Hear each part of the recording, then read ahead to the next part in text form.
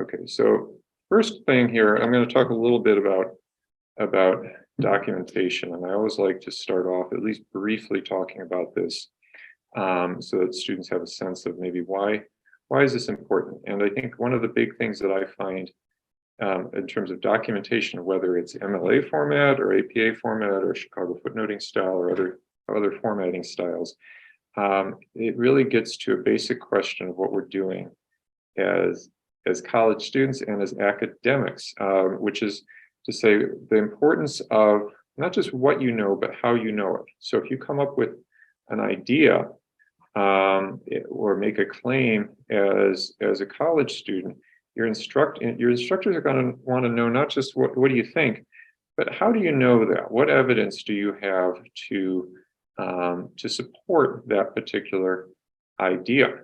And in this case, in academics, we use documentation is what's going to allow you to do that. It's going to show if you've done some background research. It allows you to link your claims in your writing to that research, so that the reader can go through and move from your paper, your piece of argumentation or evidence, to the evidence itself, to the source that's cited. And good documentation is consistent and follows a clearly accepted format. And as I said before, typically here at Eastern, at the undergraduate level, we're typically seeing students writing primarily in either MLA style, which we're going to talk about today, or APA style, and then sometimes in Chicago footnoting style. Okay, so we're going to take a look here at a sample reference here. And so here we have a original source here, and I'm in Writing Center work. This is a source on Writing Center work. It says here, the capacity of reconceptualizing is also one of the most significant means for improving writing skills that we as tutors can offer a student. To be a capable writer, a student needs to shift perspective from that of the writer who generated the text to that of an objective reader able to assess his or her own test and methods of communicating to an audience. So here is a claim, a piece of evidence here from a text on Writing Center work, and we're going to take a look here at then how we would cite that source. So you can see here down below, and we're going to talk a little bit more. Here is a sample reference, but the primary way we're going to cite a source in MLA format is what we call in-text citation. And what that means is that we're going to include in text, as you're writing, information to allow the reader to know what is the source you're talking about, or at least to indicate it. And we'll take a look at that here. So here you can see some examples of paraphrase, citations using paraphrase. And I'll say a word about paraphrase here. In many disciplines, this is going to be the primary way you will refer to evidence. Paraphrase is simply putting something in your own words. So when you paraphrase something, you're kind of taking the original source and you're kind of rephrasing it for your reader's purpose. So an example I oftentimes give is from the Bible. Let's say I was going to quote Jesus, who said, one of his most famous quotations, of course this is an English translation, but he said, "Do unto others as you would have done unto you." Okay, so that's, if I was to quote it, I could put that in quotation marks, but I probably wouldn't talk that way myself. I don't use the word unto very often in my own writing, and probably most of you don't either. So you could say something like, treat others as you would like to be treated. That would be an example of paraphrase. Okay, so you're putting it in your own words. And in this case, here are two examples. Now, the first one, we've included the information at the end in parentheses. So we say two advocates insist on the Writing Center's role in helping writers become critical readers of their own work. Okay, so that's a paraphrase. It's rephrasing that quotation that we saw on the previous slide. And then at the end, we put the names of the authors and the page number in parentheses, Murphy and Sherwood 4, just like that.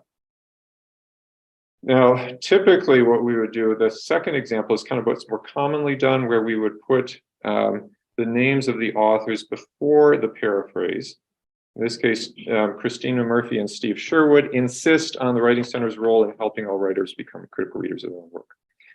Okay, this is really the most common way of citing in MLA format, and we call that beginning element there, where we have the author's names, name or names, and then a verb or some word indicating that we're going to get into a quotation or a paraphrase. We call that a signal phrase. And a signal phrase signals that now you're introducing another source to your work. And the key information is before the quotation or paraphrase, we're going to get the name of the author. And then at the end, we're going to put in parentheses the page number and numbers, typically. And then what will happen is that then the reader will expect to be able to go to the end of the document and look alphabetized, find Murphy and Sherwood in the references or works cited page, and then find the full bibliographic information, be able to look that up. So there's this basic movement from in the text, you see a name like this, Murphy and Sherwood, and an indicator in the signal phrase that they're being quoted or cited. That tells you, okay, this material is coming from another source, and I can find that other source by going to the works cited and then finding the source myself. Okay. So how do you know this is true? Okay, I can follow that up and check for myself. Okay, quotations work basically the same way. Why would you quote rather than paraphrase? Again, in many disciplines, the social sciences especially, you're probably going to do mostly paraphrase, because the actual words from the source that you're looking at oftentimes are not critical. It's the ideas behind the words that are important, typically. Now, that's a little different in disciplines like, especially in English or in history or in biblical studies. Oftentimes, it's not just the ideas, but the actual words expressed are critical to your analysis. So you have to quote exactly. When you're talking about, a play, let's say you're reading Shakespeare. Well, Shakespeare isn't just known for his ideas, but the way he expressed those ideas through his characters in the play. So you've got to quote them, and that might actually be the source of analysis. Okay, so here it looks basically the same, and you can see here that that we have quotation again, and around the words that come from the text, we're going to put quotation marks. Again, whether we're directly quoting or we are paraphrasing, we do want to use those signal phrases, and that's what indicates to the reader that we have an outside source. Without that signal phrase or this citation material, then we're going to be then we have issues of academic dishonesty. And if we use the exact words, but 3 or more words in a row, but we don't use the quotation marks, then again, that we're not acknowledging that we're getting those words from another source. And you can see here in the second example, I've even, the slide you see that is even using a quotation mark around a single word from the outside source, and that's okay to do. Sometimes you might paraphrase a whole bunch of the source, but you find one particular word or phrase you're going to want to keep from the original source, and you put the quotation marks around that.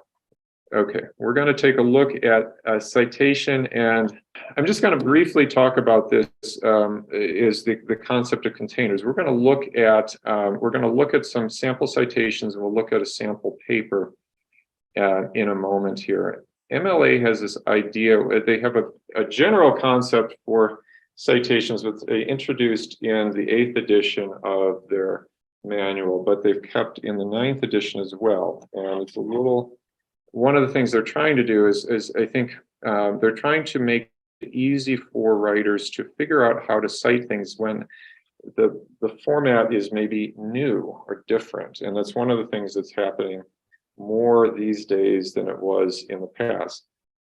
When I was a kid, When I was younger, they're really the formats for citations were pretty standardized because we were basically everything I would be citing would probably have been a print text, either an article in a magazine or a journal or a book. That was pretty much it. There were some variations there. Nowadays, obviously, you have citations of all kinds of things that I don't, new apps that have just come up or new technologies. How do you deal with that? You can see here they have this idea of a container. So you have a source, author, and then type, comma, and then or author period, title of source period. But then they imagine that that source is going to be found in a container, and that's where you actually found the source. So an example of this, maybe I'll read a short story, so I read a short story like The Telltale Heart by Edgar Allan Poe. So Poe, comma, E.A., Edgar Allan, period, quote, The Telltale Heart. So that's my source, but typically I'm going to find that source somewhere, and that somewhere is usually going to be maybe in an anthology, let's say, like a collection of short stories. So that might be the container that you might have. Now, sometimes even the container might have a container, and this is something that we find with electronic sources now. Maybe you find an article. The article has an author, so that's the source. But the article is found in a journal, let's say, or a magazine. So that's the container, but then you found the journal or magazine in a database, let's say. So in that case, then there's a container within the container. And one of the things I will mention is that for most of you, you don't necessarily need to know all this. For a lot of sources, you're going to find if we go to your Pocket Style Manual, which you got for English 102, or you go to the Purdue OWL with information about MLA, you're going to find examples of most of these sources without necessarily having to know the container principle, but it is helpful to know. Now here we have some examples of references that are periodicals, and we'll talk a little bit about this in a moment. First of all, I focus on these because you're going to find that typically as a college student, when you're doing research, one of the things you want to be aware of is what are the kinds of sources that you're looking for and that are relevant for your research. Typically, you're going to be wanting to look for things that are journal articles that are academic in nature. And there's some reasons for that. I could get into it in more detail, but there's some reasons why that can be useful. In particular, because those are sources that at least have gone through some of the things that we've talked about. They're not just making claims, presenting information, but they're saying, how did they find that information out, which is exactly what we want to be doing as scholars.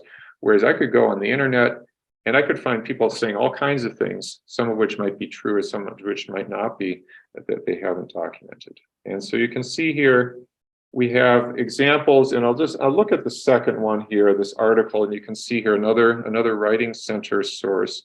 And you can see here we list the author's name or names separated by commas. Now the first author, we put the last name first, and we'll see when we look at a sample paper, we'll see why there. And then after that, we include the title, in this case of an article. And in MLA, we put that in quotation marks. And then we have, after the article, we put in italics the title of the journal or magazine itself, followed by some other bibliographic information, volume, number or issue, year, page numbers, okay?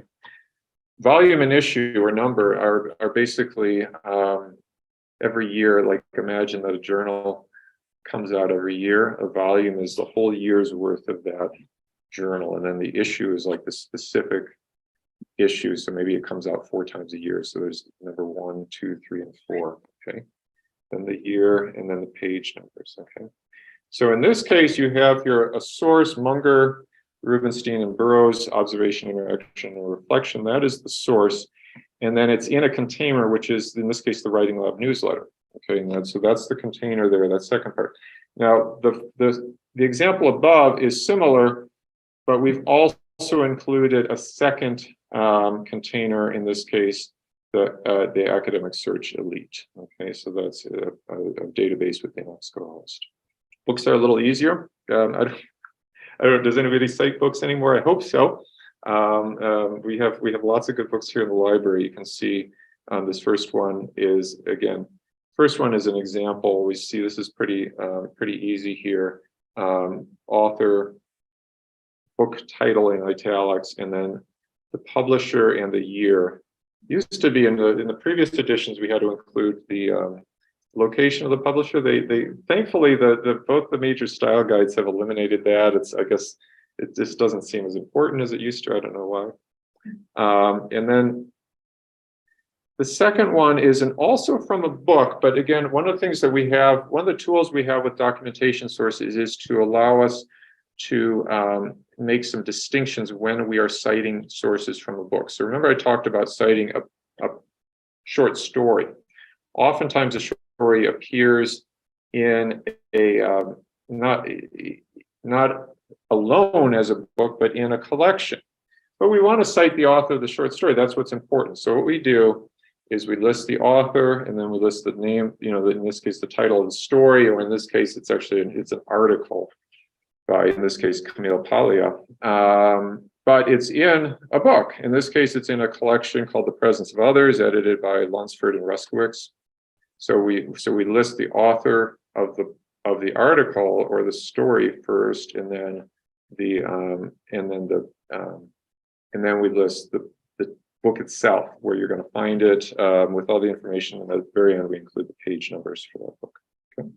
Okay, so now we're going to take a look at a sample paper, so we can kind of see some other elements, and this will give us some other indicators of formatting that are relevant for MLA format. Because some of you, and your instructors may ask you, when they ask you to do MLA format, that can mean both. You can see here, we've talked about the in-text citation. We've also looked at some works cited, but there are some other elements of MLA that you're going to see here in the citation, the sample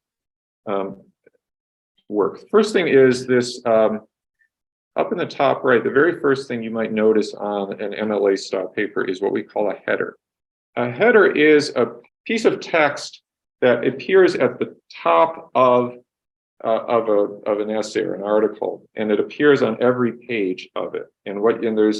I could go into some detail if you have questions about this. You set it up. You don't just put that information at the top of every page. You have to set up a header. Usually what you do is you actually you can click on the top of a page and it will open up the header function. But what we want is your last name. So your last name plus the page number, okay? And that will appear. You can see in this particular case, you see every page of this document has the author's name, in this case, Angeli, plus the page number. Then we have, on the left-hand side, we have this information, typically your name, the instructor's name, the course name and number, and the year or the date of submission. And then we have here the title of your essay. And notice all of this is double spaced here, okay? Everything is double spaced. Now the header appears on every page. This other information only is included on the first page of the document. After that, you leave. And notice everything is double spaced. And notice there's no title page. We look at APA format, they do ask for a title page. In this case, it's just you start off, just put this introductory information in and just run into your essay. Okay. All right. So now we're going to look through here a little bit. We have an essay. Notice it's double spaced throughout. You want to keep that consistent through the entire paper. Double space, double space, double space. Okay. Here's an example of, we have a citation here. This increase accompanied the decrease in rural populations as farmers who, quote, preferred trade, transportation, or tinkering to the task of tending to crops, etc. Danhoff 7. Okay, so here is a citation. They've used that parenthetical format. There's actually, it's a quotation, or it looks like it's a quotation mixed with some paraphrase, which is fine. All I need, so that gives me the information I need to know, or at least the start, to be able to find that source. So all I need to do then is to scroll down to the end of the document. And we'll take a look at that in a moment here. You see, after the last page of text, we're going to put a works cited page. You can see here at the top, it says works cited, center. And then we have a series of sources, including, in this case, Danhoff. So now I know, okay, I saw that Danhoff page 4, wasn't it? Now I could go to my library and see, I don't know, I'm curious, we have this at Eastern's library. We might, if we don't, you could get it through Easy Borrow very easily, right? But it's alphabetized. So we have the author's name comes first, and notice here how it's formatted. This is a very typical citation format for works cited or references, where we have the first line flush left for each entry. And then we have the subsequent lines for each entry are 5 spaces indented. We call this a hanging indent because it's kind of the opposite of what you normally do for indenting paragraphs, or it is the opposite. And the reason for it, you can see what we're focused on here. The sources are organized alphabetically by author's last name. Okay, so you see Allen, Baker, Danhoff, Demery, Drown, etc. And so that's how you're going to find it. You don't put it by order of where they appear in the text. You organize them alphabetically. So when I saw Danhoff, I know to go to the works cited page, and then to look for D alphabetized. Okay, and the hanging indent, by putting the names like that flush left, the first line, it makes it really easy for you to see those things alphabetized. Okay, and then you can see here we got our works cited, and that's. Those are the main things. You can see, we'll find just so we can see an example of an in-text citation with a signal phrase. Okay. Well, this example here, in his 1825 book, John Lorraine begins his chapter by stating, very erroneous theories have been propagated. Okay, so that's an in-text, that's using a signal phrase. John Lorraine begins, tells us that we're going to be citing somebody there. One of the things I'll mention, just kind of closing, is take a look again. If you're a first-year student, you probably got a copy of the Pocket Style Manual. It has information on MLA style there.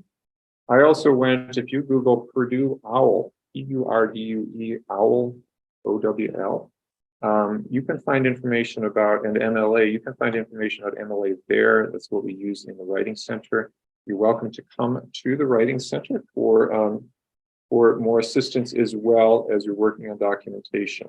One of the things I would mention, and just to encourage you on this, I think one of the things that we find is getting the documentation right in your paper, knowing these styles is going to be a key aspect to success as a student. Again, part of it is, and one of the things it's going to really help you with is when you do these things right, it sort of adds to the professional credibility of your work. Like they say, oh, this person is taking care to make sure they know these things that are part of being engaged in this major, let's say, or this field, or this course. And it really helps to put the focus on your ideas, and I think it gives a good impression as you start.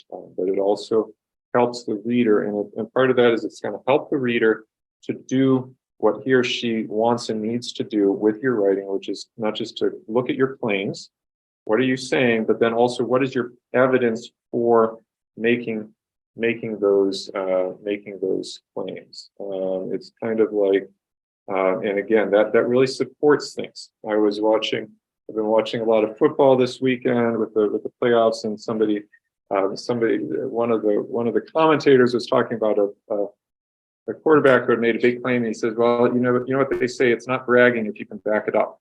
And that's true with your academic writing too. If you make a big claim in your work, but you can provide the sources and the details to be able to back that up, then that's what it's all about. Okay, so that's what I had to cover today. Let me know if you have any questions, but thanks again for your time today.